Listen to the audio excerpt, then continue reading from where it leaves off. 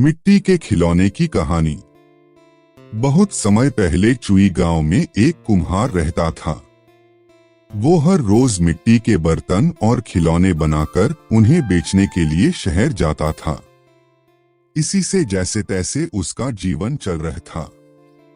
हर दिन की तंगी से परेशान होकर एक दिन उसकी पत्नी ने उससे कहा कि मिट्टी के बर्तन बनाकर बेचना बंद करो। अब सीधे शहर जाओ और किसी नौकरी की तलाश करो ताकि हम लोग कुछ धन कमा सकें। कुम्हार को भी अपनी पत्नी की बात सही लग रही थी। वह खुद भी अपनी हालत से परेशान था। वह शहर गया और वहां जाकर नौकरी करने लगा। भले ही वह नौकरी करता था, लेकिन उसका मन मिट्टी के खिलौने और बर्तन बनाने का करता रहता था। फिर भी वह मन मारकर चुपचाप अपनी नौकरी करने में लगा रहा। ऐसे ही उसे नौकरी करते हुए काफी समय गुजर गया।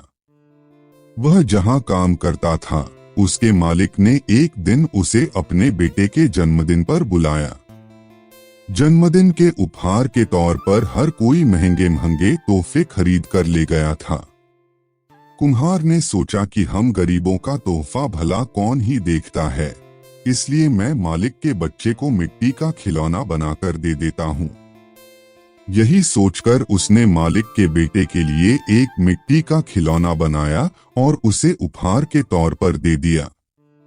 जब जन्मदिन की दावत खत्म हुई तो मालिक के बेटे और उसके साथ के दूसरे बच्चों को मिट्टी का खिलौना खूब पसंद आया। वहां मौजूद सभी बच्चे वैसा ही मिट्टी का खिलौना लेने की जिद करने लगे। बच्चों की जिद देखकर व्यापारी की दावत में मौजूद हर कोई उस मिट्टी के खिलौने की चर्चा करने लगा। हर किसी के मुंह में एक ही सवाल था कि आखिर यह शानदार खिलौना कौन लेकर आया है।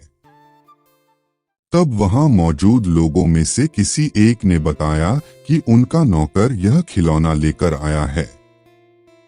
यह सुनकर हर कोई हैरान हो गया। फिर वो सभी कुम्हार से उस खिलौने के बारे में पूछने लगे। सबने एक सुर में कहा कि तुमने इतना महंगा और सुंदर खिलौना कहां से और कैसे खरीदा? हमें भी बताओ, अब हमारे बच्चे इसी खिलौने को पाने की जिद कर रहे हैं। कुम्हार ने उन्हें बताया कि यह कोई महंगा खिलौना नहीं है, बल्कि इसे मैंने खुद अपने हाथों से बनाया है। मैं अपने गांव में पहले यही बनाकर बेचा करता था। इस काम से कमाई बहुत कम होती थी, इसलिए मुझे यह काम छोड़कर शहर आना पड़ा और अब यह नौकरी कर रहा हूँ। कुम्हार का मालिक यह सब सुनकर बहुत हैरान हुआ। उसने कुम्हार से कहा, क्या तुम ऐसा ही खिलौना यहाँ मौजूद हर एक बच्चे के लिए भी बना सकते हो? कुम्हार ने खुश होकर कहा, हाँ मालिक, ये तो मेरा काम है। मुझे मिट्टी के खिलौने बनाना खूब पसंद है।